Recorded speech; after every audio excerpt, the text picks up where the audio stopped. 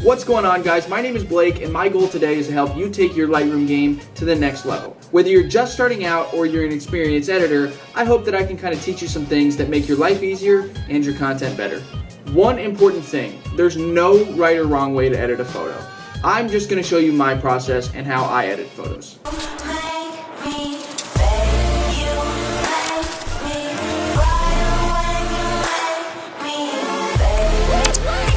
Alright, so let's get right into it. This is the photo I'm going to be editing. I took this a few days ago in Malibu, California. Actually, I did not take this. That would be impossible. So it was about probably 6 p.m. That's why you see the hills here are pretty golden. But I'm in the shade, so I'm a little bit more bluish tinted. There's a really good reflection of the sky on the water here, so I think we can really make those blues pop. So going into the develop tab, I'm a little bit dark in this photo, so I'm going to start with exposure here.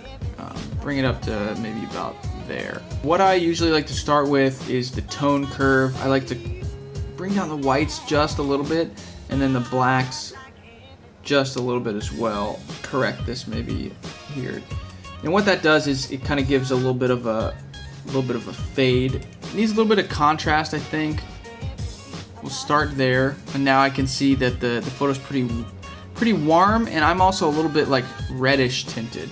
So we'll bring this temperature down just a hair, and then you see me get a little bit more red, and we try and fix that a little bit with the tint here. Alright, that's a little bit better, and it's starting to bring the blues out that I want in the water there. I know there's some detail up here in the clouds, but it's not coming through all the way, so let's bring the highlights down a good bit, and you'll start to see the clouds like pop out of there. Same with the whites as well, and there's the detail coming through the clouds. That's a pretty good start right now. So let's scroll down. This is my favorite section here, the color, and this is where you can do a million different styles. Basically, there's 3 sections of this color panel here, this HSL color tab. The hue are each of the colors, and that changes, you know, do I want the reds closer to you know, a magenta, closer to an orange, somewhere right in the middle, that's red. So this changes the actual color. The saturation is going to change how much color you have in each of these hues, and the luminance is going to change how bright each of those colors are. So all 3 of those different properties kind of make up how you're going to color your photo. And I really haven't seen too many programs that color like this, like Lightroom does. I wish it was this easy and this hands-on in video stuff, but that's just one advantage that Lightroom has as far as color. I'm going to try and go a little bit more of that teal and orange route, since I got some blues here that could look kind of teal, and these hills right here that are pretty yellow, that we can get them to look a little bit orange. So first I'm going to start with the skin tone here. To me, it's a little bit reddish tinted. I don't know if you can tell that or not, but I'd kind of like it a little bit more orange. So I'll take the reds and slide them over a little bit, and my face starts to get a more uniform color. We're going to take the yellows and do that as well, make them a little bit more orange in those hills there, like that. Let's go to the luminance a little bit, bring the reds down. You can see that the reds I got a little bit in my face and a little bit on my lips there. So we're gonna bring these down a little bit, and then bring the saturation of them up, and that's gonna make my lips come back a little bit. The orange we can use a little bit as well. See if the oranges are too dark or not. Let's give the oranges a little bit of light there. Add to the contrast a little bit. The yellows, the hills are a little bit blown out, you can see, so we're gonna try and bring those yellows down. And probably the saturation of those as well. They're a little bit oversaturated on right there on those hills. I'd like to try and bring the blues out of the sky a little bit. So if we bring the luminance down, you can start to see the sky pop out, and it doesn't hurt the water too much down there. That's probably good. Now let's fix what color we want that sky and water to be.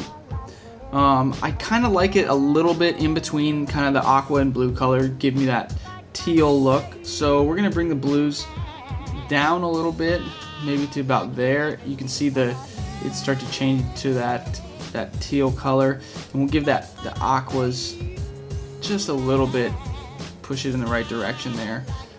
And you can see I really like this color here, and so we're making that pop. Can bring the color up just a little bit there, and we're getting this nice mirror effect of the sky there.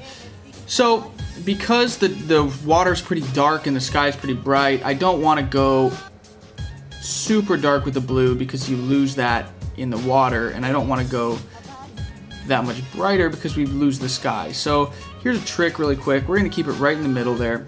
There's a trick up here called a graduated filter, and what this will do is only affect a certain section of the photo. So I'm going to use, gives me this little plus sign. I'm going to grab this graduated filter, click and drag down, and you can see these white lines that go across, and this is going to affect it looks like a saturation turned on. Okay, we'll put it back to 0. So this is going to affect just what's in between these lines and above. Depending on where you draw the filter, it will determine how that gradient filter is going to affect your image. If you hit O, it'll toggle on this red mask, and that's going to show you where this is affecting. So I'm going to kind of drag it down. It's okay if it bleeds over on my face a little bit, but I really just want to affect this red section up there. Hit O again so that it's invisible again. And so let's just bring the saturation up a little bit. See, the blues aren't coming through too much.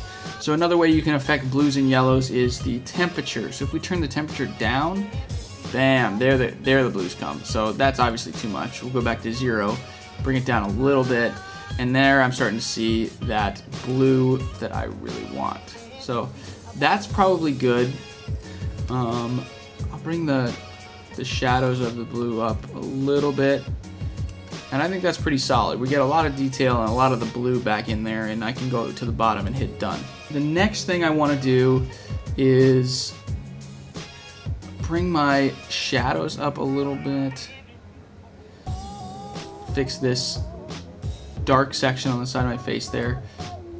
I can actually bring the blacks down a little more, and that'll darken my camera and the stuff that's black. So let's see, bring that a little bit down. And when you bring the shadows up and the blacks down, it kind of brightens those kind of mid-tone shadows, but darkens the deepest blacks. So you add a little bit of contrast when you split those. Normally you bring both the shadows and blacks up kind of in a pair, but if you separate them a little bit and take them different directions, you can add some interesting contrast to it. Speaking of contrast, let's go just a little bit more. That's nice, and the more you use contrast, the more it saturates your photo. So as you go up in contrast, I'd watch the saturation and maybe bring that back a little bit, take the edge off, and also, whoops, a little bit too much. Take the edge off that, and it'll look a lot better. So I kind of like how this is colored. The yellows, I think that we could bring that saturation down a little bit, and then also make it a little bit more orange. And that's giving me that teal and orange look. Let's see. Sharpening, I like to sharpen it. This is kind of a preference thing.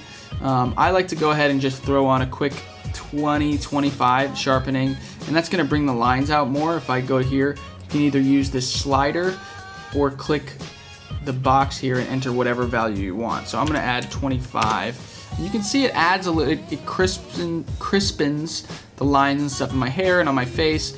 It adds a little bit of like kind of a grainy feel, but since sharpening does give that kind of grainy look, I like to throw on noise reduction, and what this does is kind of remove some of the grain that is on your image. My default, kind of what I do, is about 12. We'll go with that. And it's hard to tell at first. I mean, you can bring noise reduction super far up and it's just gonna smooth out your photo like you look like a computer animation or something like that. But it's nice to just give that like 12 to 15 noise reduction and make your photo a little bit smoother. Because I've messed with the colors a lot, my teeth are actually not looking the same uniform color. I've got a little bit of a blue tint on the bottom. So one thing you can do here, this is called an adjustment brush, if you know you want to brighten somebody's eyes, you want to reduce the saturation maybe on their lips. There's a lot of different things that you can do with this, and basically it's going to be kind of a brush, and I'm going to just do a quick brush swipe over my teeth there. Not sure why I turned that color. Oh, saturation is all the way down, that's why. So again, we're going to hit O because that's going to turn on what the mask is. And I have something on right now called Auto Mask, and that kind of predicts what you want the mask on. That's why it painted on in this sort of teeth shape. And as I move it around, it kind of tries to guess what I want that mask on. You know, do I want it here on the eye, whatever. So I'm gonna put it back on the teeth. There's a little extra of that mask over there. You can see that red. So what you do is hit Alt, and that'll give you a kind of the opposite of the brush to take away a little bit. Turn the red visualizer for that mask off again with O, and so now I have the mask selected, and I can kind of, you know, if I want to brighten my teeth like as white as can be, if that's where you want to go, that's fine. What I would just kind of want to do is turn the temperature down a little bit on the teeth and get it looking a little bit more, oops, a little too far there. Get it looking a little bit more natural about there, and then maybe the saturation down too. And it's not super noticeable, but it's these little details that can kind of help you take your photo to the next level. There, I'm gonna hit done. I'm gonna zoom out again. Another tool, kind of cool tool up here, is this spot removal, and it's not the best spot removal. In, you know, Photoshop is a lot more powerful about removing things from photos, but this is a cool, quick way that you can use. Maybe there's a person in the background, maybe you didn't have the clearest skin that day, whatever you might want to correct, it's up to you. But what I'm gonna use is I'm gonna get this big weed out of here. It's not bad for the photo, but it's a little distracting. I think, in my opinion, I'd like the photo a little bit more if you could just not be distracted by this weed sticking up here. So I'm gonna take this this spot removal. It's the Q key. What you can do is scroll up and down on your mouse, and it makes this kind of brush wider and smaller. So grab this. We're gonna paint over this whole little fern-looking weed here, right there. And so it has kind of an intelligent tool that will grab and sample another area. So you can see that it's sampling this area, arrow over, bam, paste it on there. So, I mean, if you want to move it around, you can. Might help you. There we go. And I can definitely tell, let's see, we'll hit done. I can definitely tell that there's some funny business going on in here, but generally, if you're not pointing to, you know, if it's just a minor detail like that, it can make a big difference, and it's kind of largely invisible there. I'm kind of nearing the end here. Maybe could go a little bit brighter with this, make my skin a little bit brighter. I kind of like how that looks. A little oversaturated there on the face, and it's starting to turn me a little bit red, so I'm gonna go just a hair down on the tint towards the green side, and there it is. I kind of like how this looks. This is kind of a style that I've been going towards in my personal photos for a while, kind of this, you know, this orangey look of the warms and the teal look of the cool colors. And yeah, that's I'm pretty happy with this photo. Again, there are endless tools in Lightroom. These are just some of the basics, and by no means am I telling you how you need to edit your photos. I just wanted to share my process, and so that maybe you could pick up some tips and tricks of how I use these tools. Guys, thanks so much for watching this tutorial. Like I said at the beginning, my goal in doing this was to show you my step-by-step process, how I go about editing photos, so that you could see the process, maybe take some things from it, and take your photos to the next level. Give this a big thumbs up if you're excited to go out and shoot. Subscribe if you want to see more tutorial videos like this, and I will see you next time.